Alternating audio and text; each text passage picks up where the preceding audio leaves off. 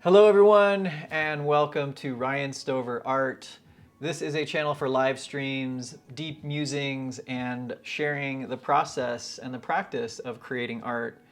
Yeah, this is my first stream that I've done on this channel, and I want to set the template and kind of set the stage for what I plan to do here.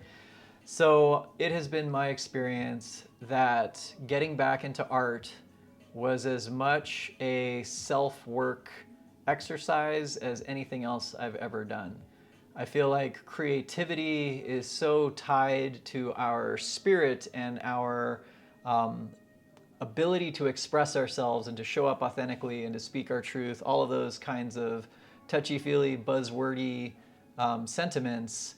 But on a deep level, I think there's a connection between creativity and sexuality, and I think there's a shedding that happens when we are actually committing to making something, and we have to fight with our own internal dialogue. We have to fight with the imagined criticisms of others. And I can tell you that here I am, I'm in this art studio.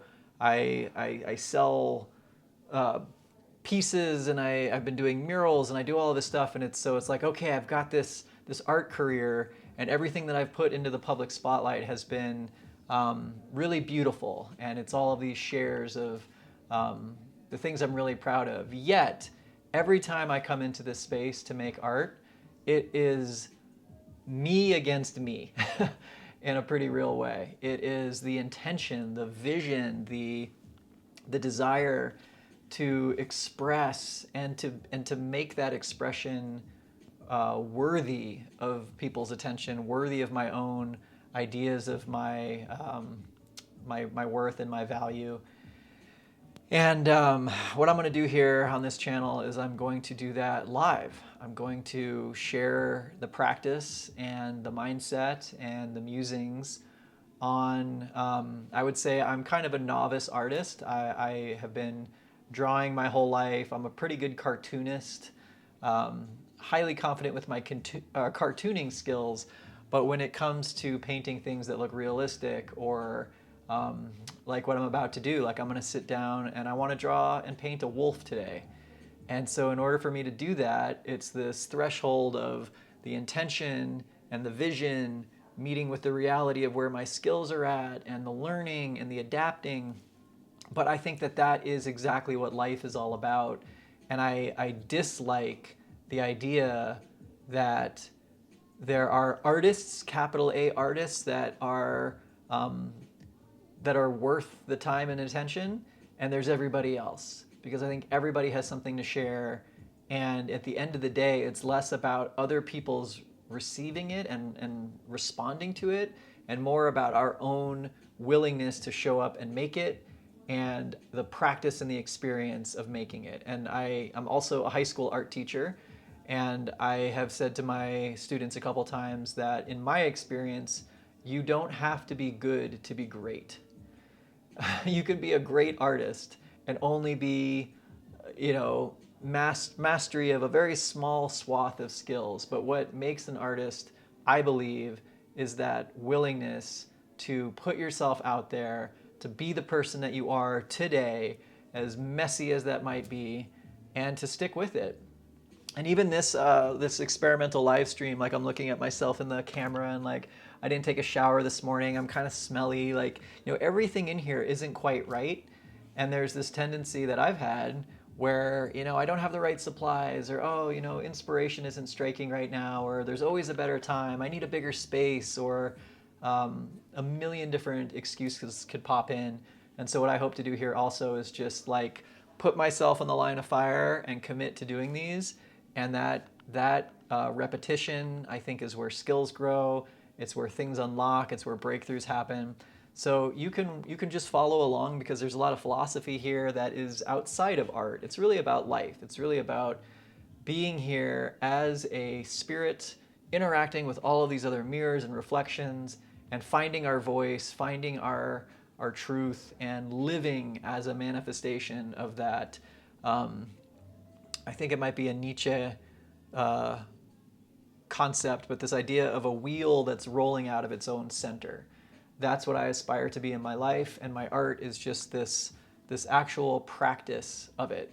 And let's see what happens today. It might end up looking atrocious.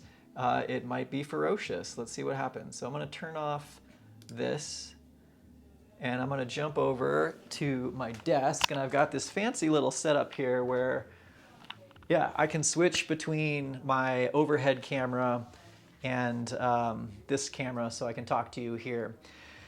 All right, this is also kind of the story hour. I want to share a really fun experience that I had yesterday. I had a piece of art that was bought by a friend from elementary school, and I hadn't seen her in 25 years, but we reconnected on Facebook, and she ended up buying a piece that was pretty special to me, and I'm really excited that it ended up with her. And it opened up this connection. So I drove down about an hour and a half down to the city where she lives, and it was really funny. I just got to crash into her life, and haven't seen her in 25 years. And the last line of continuity that I had was like, we were trying to figure out, like, who did you have for fourth grade? Who did you have for fifth grade? Oh, we were in the same fifth grade class. Do you remember this? Oh, sixth grade. Yeah, I remember when we got caught singing The Offspring too loud, and our crotchety old teacher was getting us in trouble. And so, like, that's the last frame of reference I have with this person. And then jumping ahead 25 years where she's she's got a whole life, and I just got to crash into it. And in selling her that painting and then talking about art, she's an artist too. She's a designer, and so many of the same I would say hang-ups and quirks of being an artist are present in her life too. But the part that was interesting to me is that I showed up, and I just got to see like her kids and all of just the messiness of a life, And it's funny, I don't know how you are, but when I have guests come over, I'll clean up the house, and so people walk into these houses, these spaces of others that look all clean and put together, and it's like, wow, this person's really got their shit together. And then actually during the week, with two kids and life happening, like sometimes our house looks so bad, it's almost like a crack house. Like there's so much shit on the tables and the floors, and the kitchen's dirty, and we're constantly in this cycle of like cleaning. But the point is to like actually be with someone in their life with the messy dishes, is a powerful reminder that when we come to the table, to the easel, to the canvas, and make our art, we are making a creation from who we are, where we are, with what we have. And we can try and fake it. There's the concept of fake it till you make it. But I think even more powerful than that is to just be who we are, with all the mess, all the flaws, and to be brave, and to know where our highest excitement is, and to follow that highest excitement. And in honor of this kind of meeting with my friend yesterday, I decided that today I wanted to draw and then watercolor paint a howling coyote, or a howling wolf rather. The Women Who Run with Wolves has been an important book for my partner, and I see a lot of those stories and archetypes in some of these other people in my life. So I want to kind of capture this essence of a howling coyote. Let's see if my little picture-in-picture will work. Yeah, so we've got here this coyote. And the thing that's so interesting is that my skills are still developing. Like I said, I'm a pretty good cartoonist, but when it comes to sitting down and faithfully recreating this image that I want to paint, I'm gonna be grappling with kind of the extremity of my skills, and I'll talk through it, and I'll kind of share some of the things that I've learned, and hopefully it turns out good. But there's no guarantees, no promises.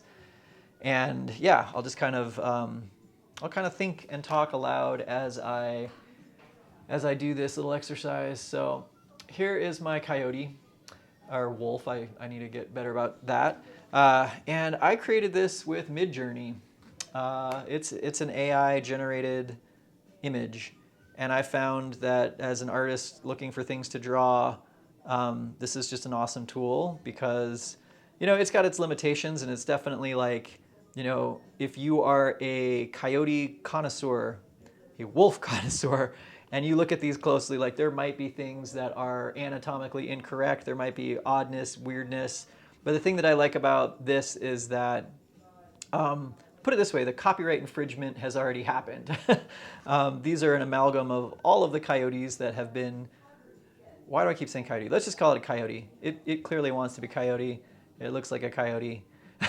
But it's an amalgam of all of the drawings and things that it's been trained on, all the imagery. So what comes out of it is sort of this, yeah, it's a novel image, but it's using all of the stock footage, etc. So I just want to be clear about that because, you know, as I've played around with these tools, you know, if I wanted a drawing of a coyote to work from, I don't want to go grab someone else's actual drawing and resketch it.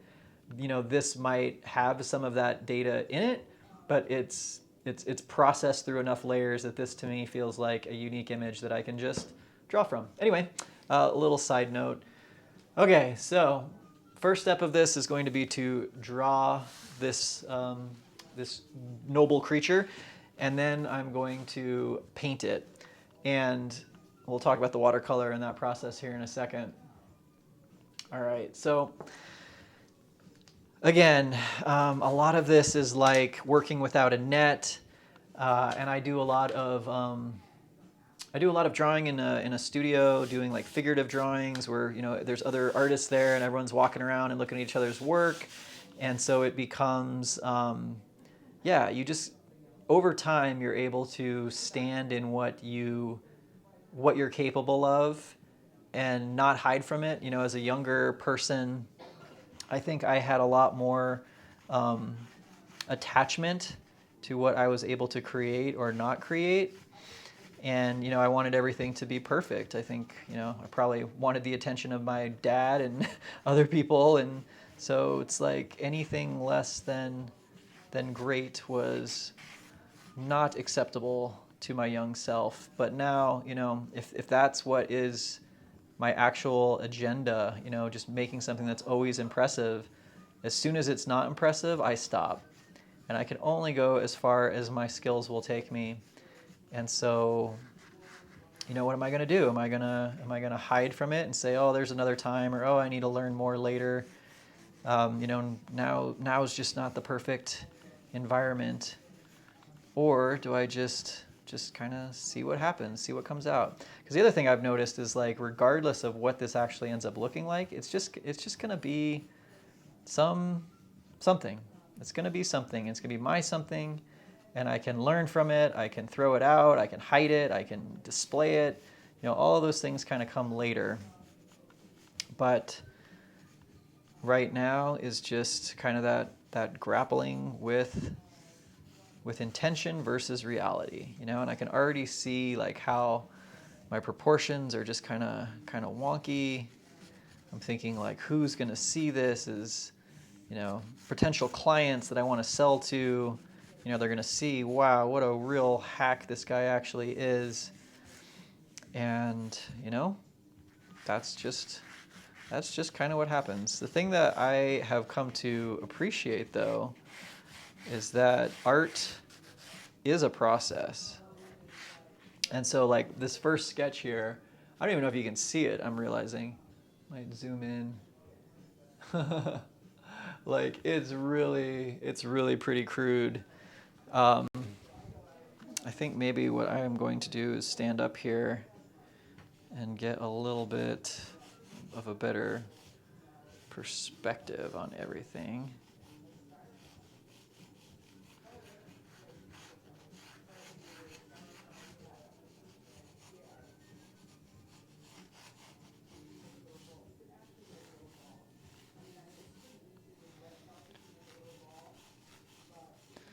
A lot of what I found, you know, drawing is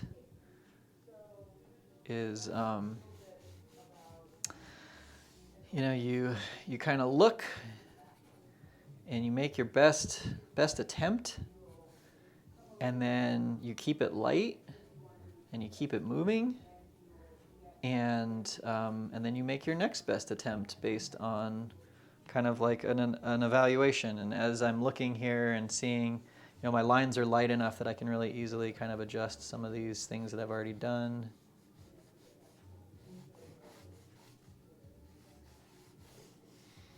I'm just trying to,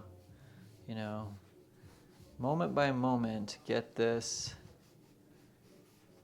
looking more like what I'm seeing. And when I said I was a pretty decent cartoonist, what I mean is I have this whole like vocabulary of forms that I've drawn over and over and over, and that I can kind of, so if I need to draw a coyote, it's like, all right, I've got in the memory bank, kind of doggish, cartoony eyes, maybe like kind of anime style. And I've got in my memory banks, maybe what fur looks like, and I can kind of, composite some sort of a creature out of what I've previously drawn. But the thing about drawing something that you're looking at, or like I want to draw a real life coyote, real life wolf, is that there's the kind of that visual vocabulary in your head of what you want it to be, and then there's like the actual forms that you're looking at, and those two can be very different. And when you see a drawing, you can tell how well observed it was just by the proportions. And one thing that's actually kind of fun is my mentor, Taylor, has shown me some tricks for drawing from observation, and one of them is to actually flip the image upside down so that I'm not thinking about like nose and nose, mouth, teeth, like that kind of thing, and instead just looking at the shapes and the relationships. And that can be kind of a useful tool. But the thing is, like, even though I think currently this looks, I would say, embarrassing, like, I'm an artist, and when I want to draw a wolf, like, I hope that that's just like a set of skills that I can reliably like put a wolf on paper, because there's a lot of other stuff that has to happen after that to make a good painting. And so just like, that sketch part. But, here I am. This is my wolf. And my goal is really just to stay loose enough and stay with the process, because the place where I would have quit as a younger artist, like I've already passed it a couple times, and I'll probably pass it a couple more times. That willingness to just be with this thing and know that every stroke that I make is a chance to correct a mistake of observation or change a perspective, or get more and more close to that goal, that vision. And I think about that with life and with like my art business as a whole. Like, there's so much that I want from my art career, but all I can do is every day like make little strokes, little adjustments, and say, all right, well, tried that worked, that didn't work. I need to learn more about this. I need to do more of that. And day after day after day, it slowly comes together. And there's some days where, it was just a sketch, and it didn't, nothing went the way I planned. It looked terrible, it looked embarrassing, and yet life goes on. It's another day, it's another chance to experiment and play. And so at this point, like, I don't know, I'm feeling a little bit better, because I've kind of stuck with this enough that I'm able to get just incrementally closer to the vision that I'm working on. I don't know if this guy's head is tilted back quite as much as I wanted. Just this kind of triumphant, resistant yowl. I mean, the other thing is, like, here we are, we got this sketch in progress, and that's a whole thing, that's a whole set of skills. And then the next moment is going to have me painting, and it's a whole other kind of battle in a way, like to wrestle with the paint. And a lot of people say, like, oh, watercolors are so hard. And actually, my mentor, who I keep talking about, Taylor, we were talking this morning about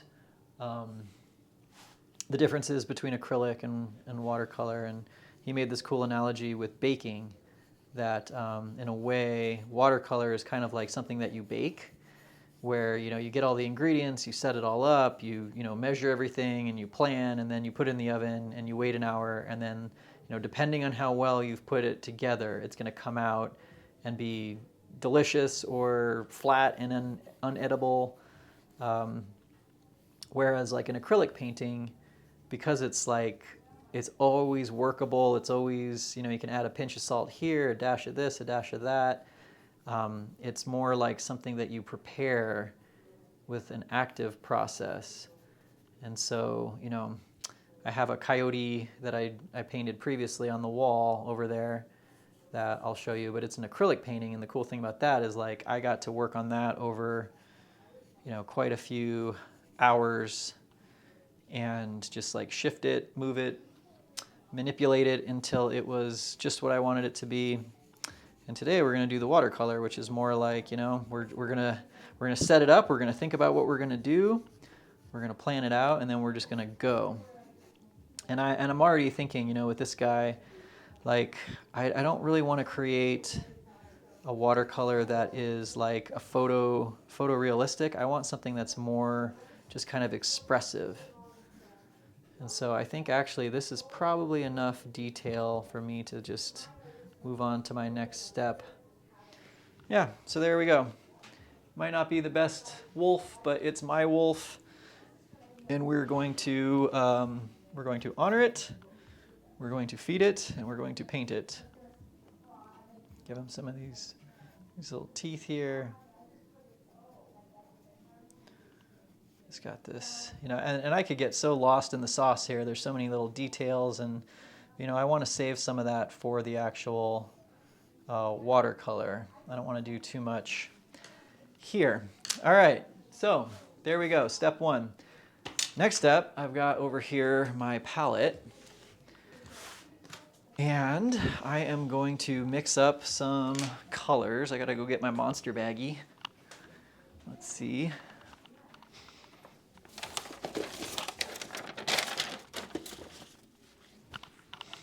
So here's my monster baggie. I'll flip over to my other camera while I do this. Yeah. And I'll put my colors in that little screen. So at this point, you know what? I've got my reference. I'm gonna just move that way out of the way, and we're gonna work on color here. So what I was kind of thinking is this coyote has a dark background behind it. I would like to kind of lean into like the freedom, like the energy of this howl being like a move from the darkness into this bright, colorful light. I'd actually like to put behind it like just something that feels open and expansive. Maybe not like a blue sky, but more like just like a splash of colors. Like something about this spirit is just like emanating upwards and outwards. That's my goal anyway. And so I think let's just reach into the bag. I've got purple gouache. I think that's going to come in handy. Let's dump these out. I'll switch back over here because this is kind of fun. So I think we're going to go with kind of this feeling of like purple and yellow. And this is kind of like a sparkly blue. That could be kind of cool. There might be just a little bit of brown. Actually, you know what? Indigo. I think the indigo into the purple is going to be really cool. And then I am going to play with a bit of gouache, because gouache is neat because you can actually like layer a little bit more. So that's going to be kind of. So here's like my darks, and we'll get them kind of feeling earthy. Maybe we'll do a little bit of deep gold just to kind of gray it out in some areas. If you mix a primary, or not a primary, a complementary color, two of them together, you'll get kind of a graying, which I think I want to go from sort of like muted and gray and muddy to like this explosion out the top. And with that, we'll do, we don't want to get too much like a box of crayons through it, but something that's kind of like in that green space. If I mix these guys, I might start getting some green So you know what, we're gonna start there. That looks good. Push all that over. And the way that I like to do this style of painting also is I like to arrange my colors almost like a color wheel. And so we'll have something kind of like that. Move this over. And so I'm just going to squirt out a little bit of these. Now the other thing about watercolor is that there's a time element involved. So you really need to let things dry between layers. And so we'll see how far I can get before I feel like I kind of need to stop. We might do a couple things here all at the same time. But yeah, it's hard to do a watercolor painting in one sitting without it getting muddy or running together. And I will say that my process here with watercolors can waste paint. I've got like troughs of these same colors in other places, and sometimes I paint from them, but just I love the freedom of mixing on a glass palette like this, because things do run together. I can pick up more than one color at once, and it just kind of becomes a kind of a living part to the painting itself. And we've got like all three primary colors here, so we're really able to go into any space. We've got kind of the darker ones between, kind of pre-mixed, but everything else is just, you know, what you see is what you get. All right, so once again, here's one of these welcoming moments. It's what I call them after my dear friend Leah Pearlman, who has taught me all kinds of things about accepting life as it is. Yeah, the welcoming way is, you know, here I am. I'll turn on this camera again. Here I am. I am the person that I am. I have the skills that I have. I have this intention and this desire to make something beautiful, but there's no guarantees. And I'm doing it in front of a camera. So not only are there no guarantees, there's a record of my transgressions. If I screw up, it's all on me. And I know you could go on YouTube and find all these amazing artists that have just put in the hours, and they're masters. They can sit down and they can just paint. And those people are really fun to watch too. I'm hoping this is fun because it's like, I want you to see that how I'm doing this is through a process of experimentation and welcoming and just allowing things to be what they are. And it's just that process over and over and over and over again that has kind of taught me how to paint, how to make these images, and we're still learning. So what I'm going to do, you know, in my head now, I'm kind of formulating a plan. I've got the pencil sketch down here. That's going to be part of it. It's going to be peeking through, and with watercolors, when I'm doing a watercolor that's more of just an abstract, something like, let's see, something like this. I'll switch back over to, yeah, so something like this, you know, like, oh, too bright. Too bright. Here, I'll go overhead. Yeah, something like this. You know, this is really safe for me because anything that ends up on the paper, I'm able to move it and just kind of dance with it. This is more of a journey piece where, you know, making it is a journey, and whatever happens is fine. This is more of a destination. I'm trying to arrive at a cool looking coyote that is going to delight you and delight me, and we hope that happens, but we have no guarantees.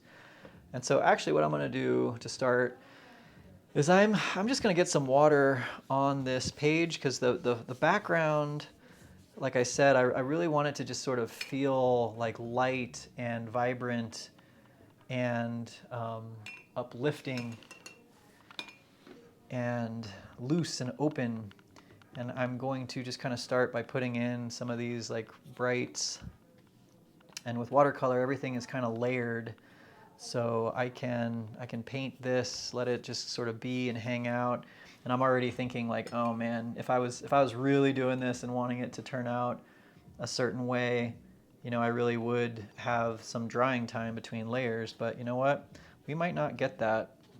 I'm just going to see what happens here, because part of what I want to communicate is like there's limiting factors in what we do, and you know, there might be a best practice, but when does a best practice become an excuse? You know, like I set out here to paint a coyote, and I'm going to just paint the best coyote I can with the time I have, with the materials I have. If that means I have to modify my process or try something kind of different or experimental, then that's what I'm committed to do. And so like right now, all of these layers, I'm hoping that, you know, by the end of this, they're going to be kind of buried under some enough layers that it's going to get dark, it's going to get rich, it's going to be interesting.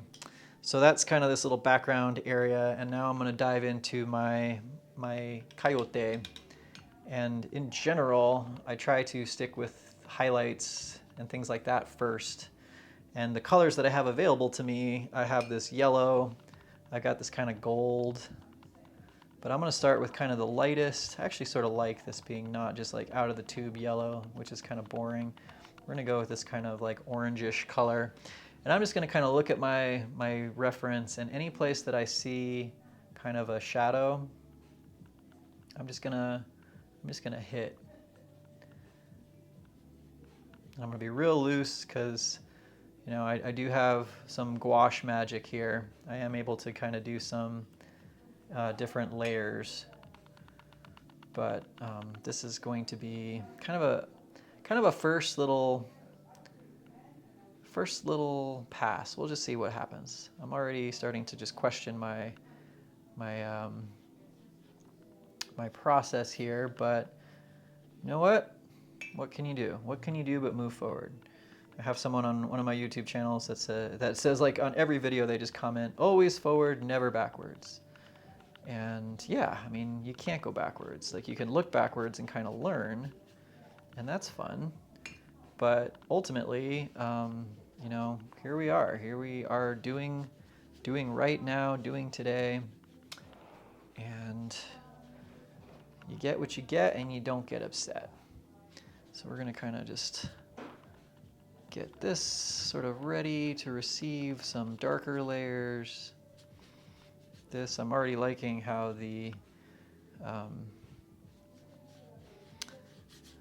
how this color, when it meets with these brighter colors, are just looking snazzy. Got some chunks in there. Okay, so ultimately here, like it really needs to dry. And I will loosely honor that. Maybe I'll pop over here. We'll just give it a second. I have to keep checking, make sure that my camera's working. Yeah. So, you know, the analogy that I brought up with, you know, art being this practice that mirrors life, and hanging out with my friend yesterday and just seeing, you know, we actually made art together. We actually sat on her floor. I brought some paints and I brought some paper, and I just wanted to share with her kind of the same experience and practice. And here we go. This is kind of cool. So we did 3 paintings on just like on the ground, and let's see. I'll put it back over here.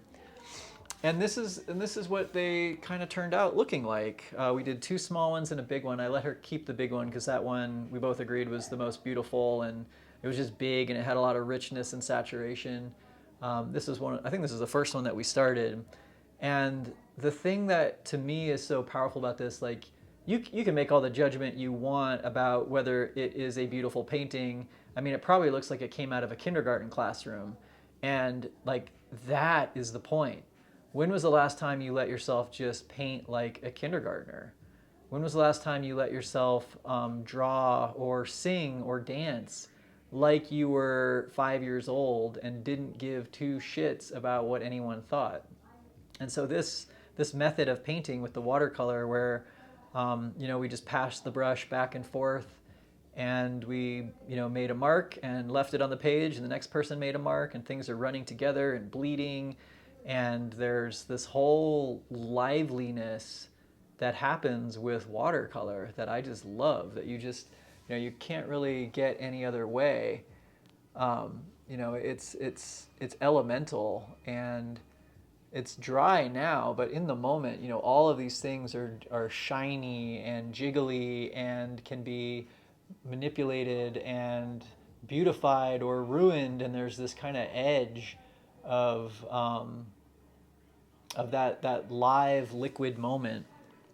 And then at the end, I like to, so this is kind of what they look like in the beginning, just like this real splashy, messy, runny, drippy with the watercolor, and then going back in with a black calligraphy ink and a brush, and just making marks. And it's more like this is sort of the subconscious, just the raw fluid nature of what's underneath, and this is more like the symbol brain, the left brain that wants to make forms and say, oh, that looks like a snake eating an eyeball, or a saw that's cutting down a flag, or there's these two modes of our brain that get to participate in this style of art making.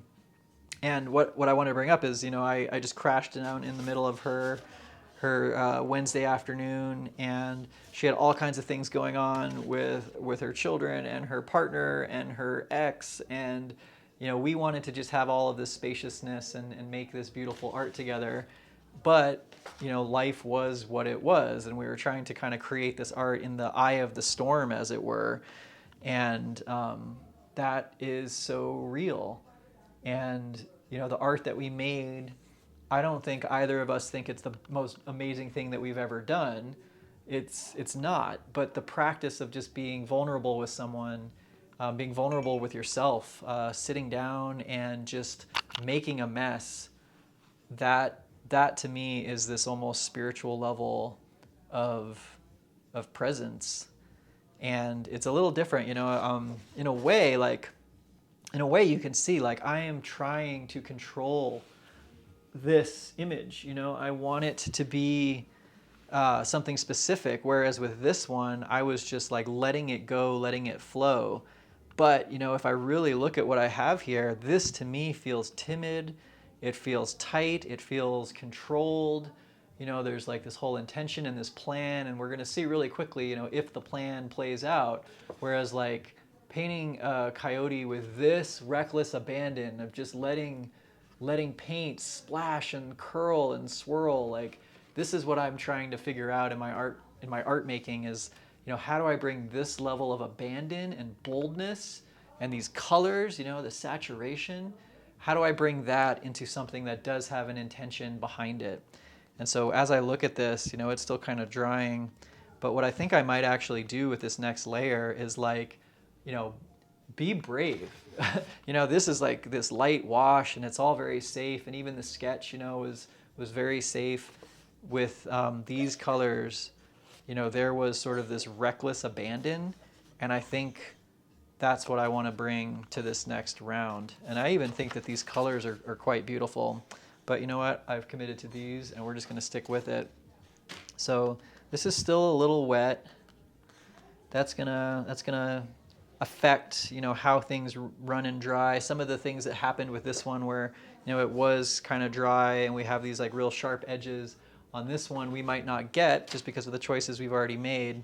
But I'm gonna really lean into this as like, oh, look at this power. Look at this just explosive, not giving a shit.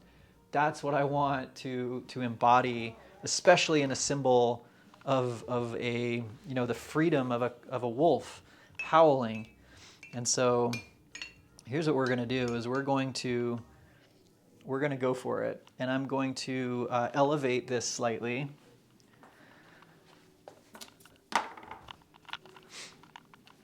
I'm going to just take a roll of tape and put it underneath, just so I have a little bit of a gravity component.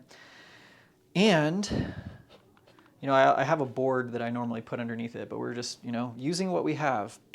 I'm going to switch to this brush. I love these mural brushes. They're just really big, and you can get these very bold strokes that you can't really get with these little, whenever I have an art class and I teach art, my students are always going for like the tiniest little brushes and doing all these like little details. And I'm always trying to encourage them, like, use the biggest brush that you can get away with. And so here we go. There's going to be a couple layers to this painting. But what we're going to do is I'm just going to lean into this boldness and the same energy that I kind of brought to Shannon yesterday. Oh, I wasn't saying her name, and now I said her name. Oh, it's out. Our secret's out. They're onto us. But I'm going to use a lot of water. I'm going to use a lot of paint. And I'm just going to yeah, see? Like already just, I don't know what this is going to look like, and I don't care, I'm here to see what happens when I let go, when I'm not trying to control every little thing. And so now I'm kind of like into the coyote, into its face. I'm thinking here, like, am I going to, where am I going to put the darker layers? What am I going to do? I don't know. I'm just going to kind of put all this on the canvas and see, what is allowed to happen here. I don't know if you can see that, but just like the way that the paint kind of runs together, it's just exciting. And I might end up just making a huge mess here, but you know what? I'm learning, I'm trying, I'm being brave, and I know that I have other layers, I have other tools available to me. So down here, I want this to kind of be like, it's going to be kind of coming out of this darkness. I love how that's all running together. And I love the inspiration of just saying, you know what? We're here to put paint on canvas. So let's do that. I'm going to go back in now with the same big ass brush, which feels like so oversized. And I'm going to just start kind of flirting with some of these darks, knowing that things are going to run and they're going to bleed. You know what? I'm kind of into it. Here's coyote eye, coyote ear. We've got this kind of, gotta look at my reference again.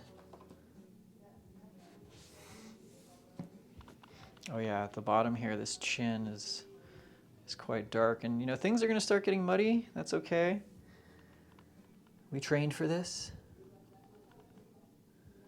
We'll let that just get real saturated. I want to kind of get into this ear a little bit. Maybe even this little mark.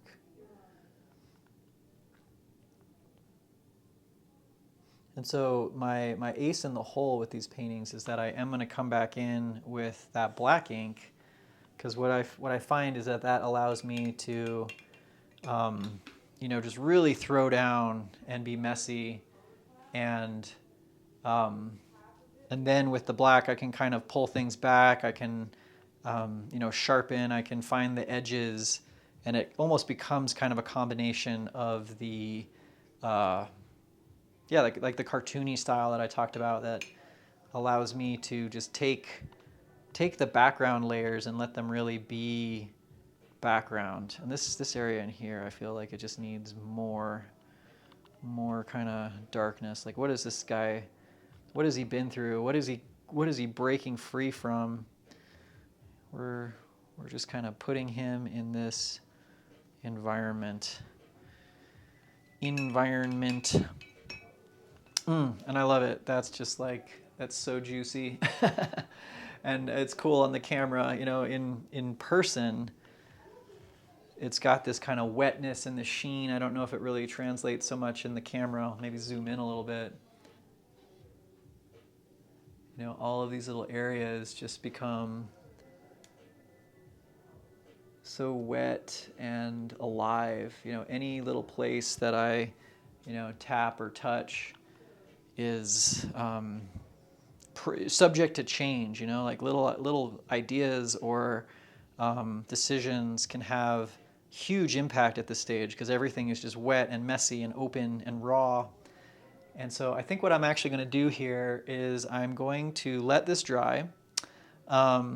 because my next layers I do want to go on top of something that is dry so that I can start building up those lights and darks a little bit stronger. But because I'm like super ADD and I can't just sit still while this is drying, I'm going to set this aside, find a nice little place for it over here.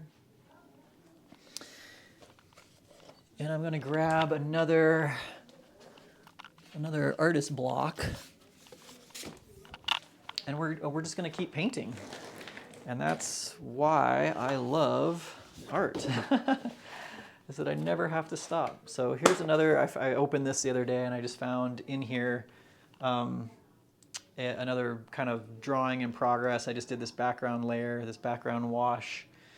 And I think what I'm going to do, because these colors, they're kind of in the same space, I'm going to just hit this with like a big explosion of color, and I'm going to let it just be a big blob, and then we're also going to hit it. It's going to be something more like this piece that's behind me. Oh, I don't even have the right camera on. This guy.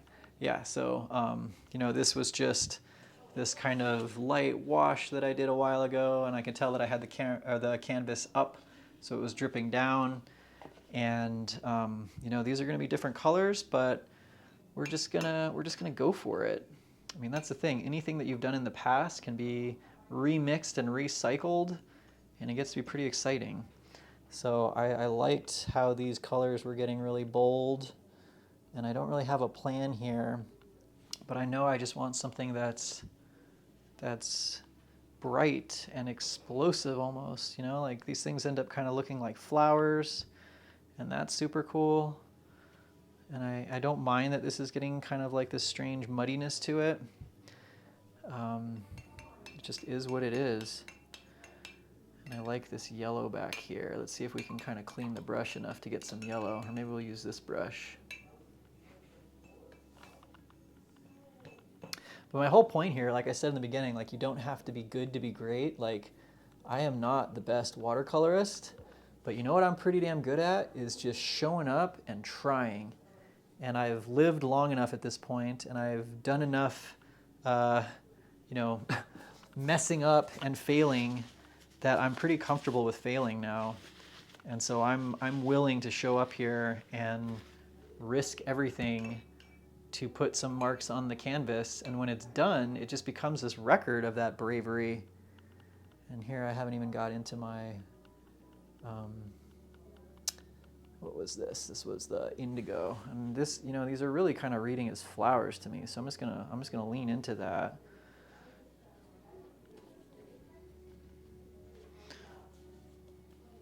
Doesn't have to make sense, but you know, to me, when I look at this, it's just beautiful. I had such a small part in it, really. I just brought these already beautiful pieces of life to the paper, to the canvas, and then let nature take hold of them. You know, like the way that they're mixing and flowing, it's beyond anything that I could have ever planned or dreamed. And really what it becomes is just a record of an action. You know, like that little swirl, that little brush stroke, could only get there through this process of saying yes. But now as an artist, you know, I can look at this and I can kind of think compositionally, like, you know, I've got these two sort of like red spots, and I just feel like I want to balance it out a little bit. And I still have some red here, so I'm going to kind of pick up some of this red and a little bit of this orange and just try and get something that's kind of bright. And I think I'm just going to put just a little something. It's kind of like that rule of thirds composition. I might even just put like a little, like, who knows, what is that? I don't know, but when you come back and look at it later, it just kind of has this